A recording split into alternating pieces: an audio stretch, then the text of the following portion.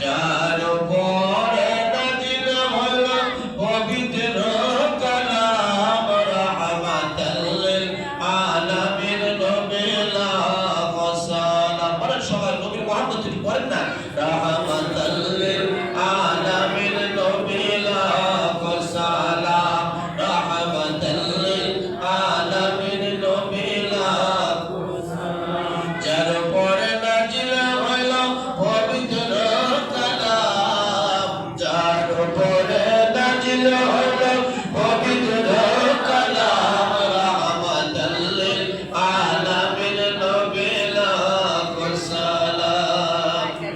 আদম থেকে